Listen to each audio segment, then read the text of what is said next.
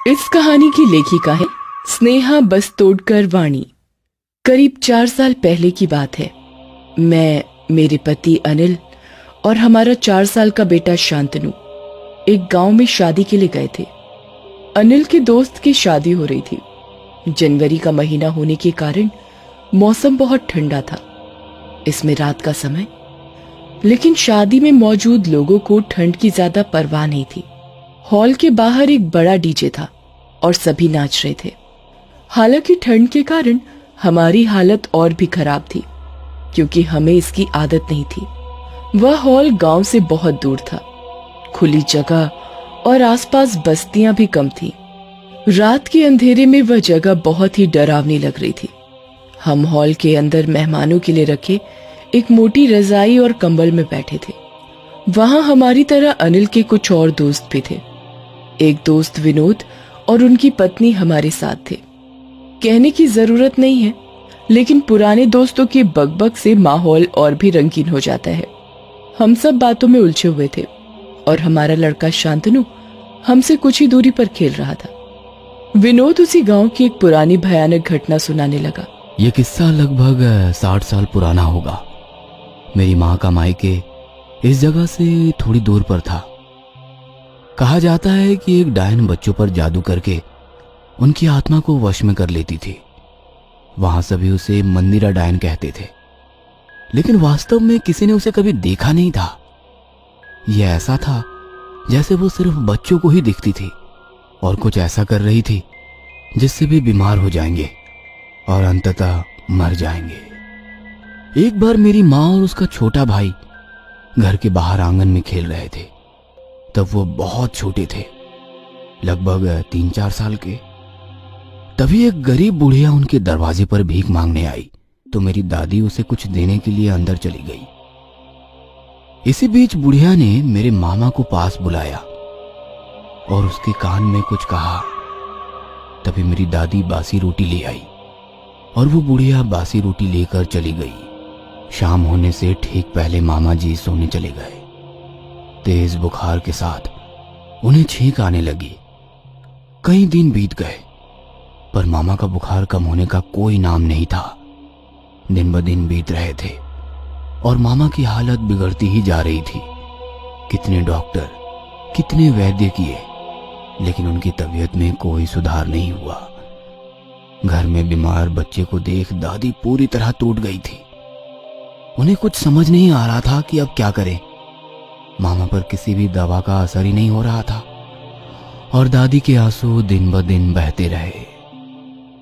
अब इन सब के बाद उन्होंने एक तांत्रिक का सहारा लिया।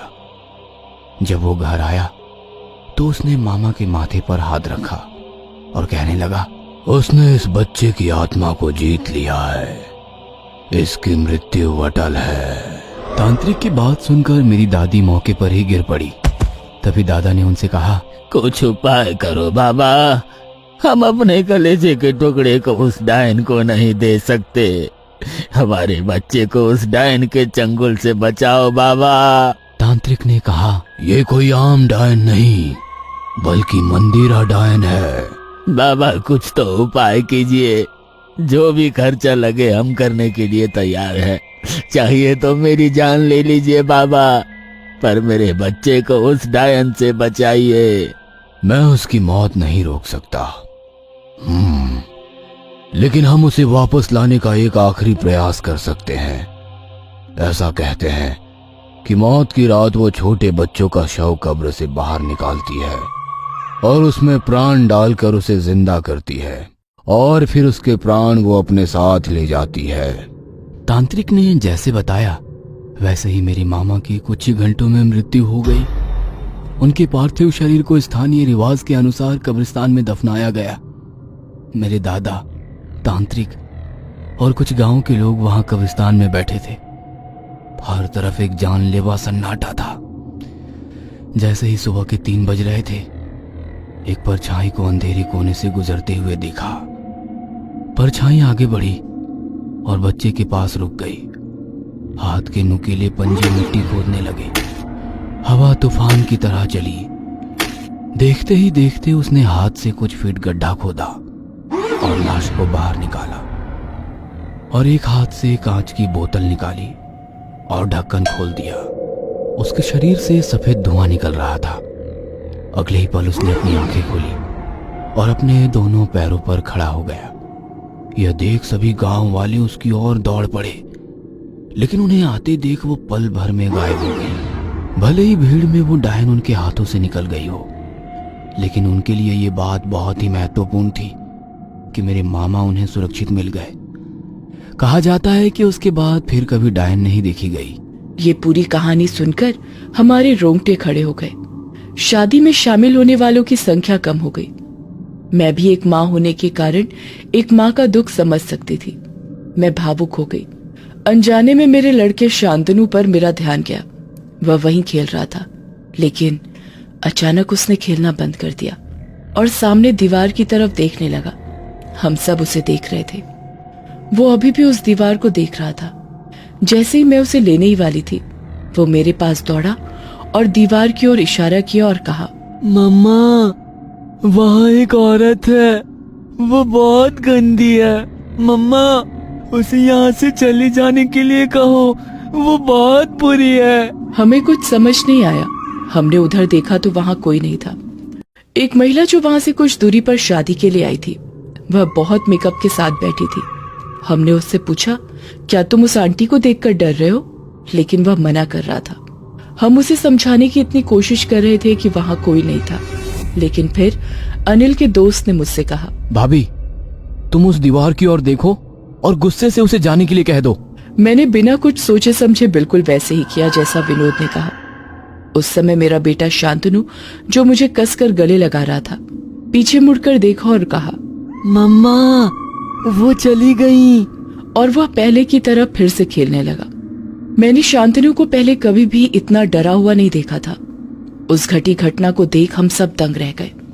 क्या उस घटना का विनोद के बताए मंदिरा डायन की कहानी से कोई लेना देना था, या फिर वो मेरे बेटे शांतनु का वहम था?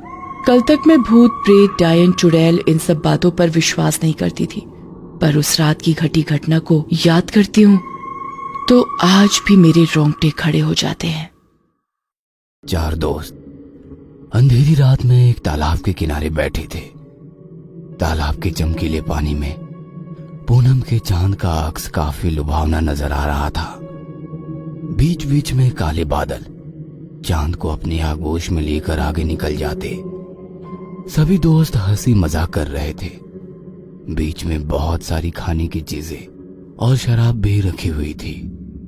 सभी दोस्त मिलकर बड़ी चाव से उन चीजों पर हाथ साफ कर रहे थे। भाई, कोई डरावना किस्सा सुनाओ ना। और राकेश किस्सा सुनाने लगा। रात के करीब 1 बजे थे। आधी रात का वो समय, साथ ही हल्की बूंदाबूंदी देखकर लग रहा था कि जोरों की बारिश होने वाली है। शहर की सुनसान सड़क पर एक ऑटो चलता हुआ दिखाई दे रहा था। ऑटो ड्राइवर हल्की सीटी बजाते अपने मोड में था कि तभी सड़क की एक तरफ कोई खड़ा नजर आया। ऑटो नजदीक ले जाते हुए ऑटो ड्राइवर ने पूछा, कहाँ जाना है? अगली नुक्कड़ पर। और वो महिला ऑटो में सवार हो गई और कुछ ही देर में उनकी ऑटो दोबारा उस सुनसान सड़क पर चलने लगी। ऑटो में बैठे उस औरत का पल्लू धीरे धीरे रिक्शे से बाहर जाते हवा में लहराने लगा।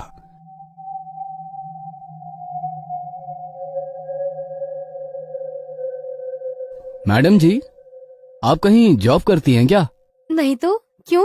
मतलब आप इतनी रात को इस सड़क पर खड़ी थी, इसलिए पूछा। वैसे आपको जाना कहाँ है?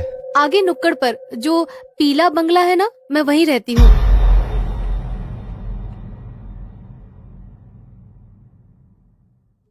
क्यों मजाक कर रही हो मैडम जी? बताइए ना, आपको कहाँ जाना है? मैं मजाक नहीं कर रही हूँ, मैं उसी बंगले में रहती हूँ, अकेली। पर उस बंगले के बारे में मैंने तो कुछ अजीब सी बातें ही सुन रखी है। अजीब सी बातें? जैसे कि? मतलब उस बंगले में कोई बुरी आत्मा रहती है जो लोगों को जान से मारती है। अल्लो, मेरा बंगला भी आ गया। ऑटो उस बंगले के गेट के बाहर आकर रुक जाती है। ऑटो वाला धीरे से अपना सर ऑटो से बाहर निकालकर बंगले की ओर देखता है। बंगला काफी अजीब डरावना लग रहा था, जैसे कोई वीरान खंडहर हो ऑटो से नीचे उतरकर वो महिला अपनी पर्स टटोलने लगी। भैया 2 मिनट रुको, मैं पैसे लेकर आती हूँ। इतना कहकर वो औरत गेट खोलकर बंगले के भीतर चली गई। ऑटो ड्राइवर के पास रुकने के अलावा कोई चारा ना था। वो डरा सहमा सा उस बंगले को निहार रहा था। मैडम के बंगले के अंदर जाते ही लाइट शुरू हो गई और कुछ सेकंड बाद दूसरे मंजिल की लाइट भी शुरू हो गई। उस औरत ने खिड़की का पर्दा सरकाया और ऑटो वाले से कहा, भैया 500 का छुट्टा है ना? उसकी आवाज सुनकर ऑटो ड्राइवर ने कहा, जी हाँ मैडम जी, छुट्टा है मेरे पास। इतना कहकर ऑटो ड्राइवर अपने पॉकेट में से छुट्टे पैसे निकालकर गिनने लगा कि तभी उस औरत का हाथ उसके सामने आ गया जिसमें 500 रुपए थे। हाथ पूरी तरह से सफेद पड़ चुका था। ऑटो वाले ने उस औरत की तरफ देखा और उसकी जुबान जैसे हलक में अटक गई, क्योंकि वो औरत अभी भी बंगले के भीतर खिड़की में खड़ी थी। उसका लंबा हाथ बंगले से निकलकर उस ऑटो ड्राइवर के पास पहुंच चुका था। उस औरत की लाल आंखें उसे लगातार घूरे जा रही थी। उसका डरावना रूप देखकर ऑटो ड्राइवर ने झट से ऑटो स्टार्ट की और बिना पीछे मुड़े तेजी से निकल गया। अरे फिर उस ऑटो ड्राइवर का क्या हुआ? क्या होना था? ऐसा खौफनाक दृश्य देखकर अगले 8 दिन तक बुखार से घर के बिस्तर पर पड़ा रहा। ये घटना बचपन से सुनता आया हूँ, कोई नया किस्सा सुनाओ यार। यार फिर भी ये काफी डरावनी घटना थी। विजू ने कहा, और कोई डरावना किस्सा बताओ ना। इस अंधेरी रात में डरावने किस्से सुनने में बड़ा मजा आता है। ठीक है तो सुनो। एक लड़की रोज सुबह जल्दी उठकर गांव के इकलौते कुएं में पानी भरने के लिए जाती थी। सूरज निकलने के बाद भीड़ होने के कारण वो सूरज निकलने से पहले ही कुएं में पानी भरने के लिए पहुंच जाती। उस दिन भी वो सवेरे सवेरे कुएं पर पानी भरने के लिए पहुंची। अभी भी काफी रात थी। कुआं गांव से थोड़ा दूर होने के कारण एक कच्ची सड़क से जाना पड़ता था। लड़की कुएं के पास पहुंची और बाल्टी कुएं में गिरा दी। कुएं से एक बाल्टी पानी निकालकर वो अपने बर्तन धोने लगी। रात के सन्नाटे में उसकी चूड़ियों की खनक साफ साफ सुनाई दे रही थी। पूनम का चांद अभी पश्चिम दिशा की ओर झुक रहा था। आसमान भी साफ होने के कारण काफी अच्छी रोशनी बिखरी हुई थी। वह लड़की अपने काम में मशगूल थी। बर्तन धोते वक्त एक चूड़ी टूट गई और उसके हाथ में जा घुसी, पर उस लड़की ने हाथ से बहते हुए खून पर ध्यान नहीं दिया। उसने बाल्टी दोबारा से कुएं में डाली और धीरे धीरे ऊपर खींचने लगी। तभी उस सुनसान गहरे सन्नाटे से उसे एक अजीब सी आवाज सुनाई दी, काफी स्वादिष्ट है। उस पल की आवाज ने उस लड़की का ध्यान अपनी तरफ आकर्षित कर लिया। वो कुछ सेकंड वैसे ही चुपचाप खड़ी रही। आवाज की दिशा समझ में नहीं आ रही थी, पर आवाज बिल्कुल साफ साफ सुनाई दे रही थी और दोबारा वही आवाज उसके कानों में गूंज उठी, काफी स्वादिष्ट है। वो चारों तरफ अपनी नजरें घुमाते हुए बाल्टी को ऊपर की ओर खींचने लगी। बाल्टी ऊपर आ गई। उसने बाल्टी उठाई, पर बाल्टी के अंदर का पानी काफी गंदा नजर आ रहा था। उसने धीरे से बाल्टी के पानी में हाथ डाला।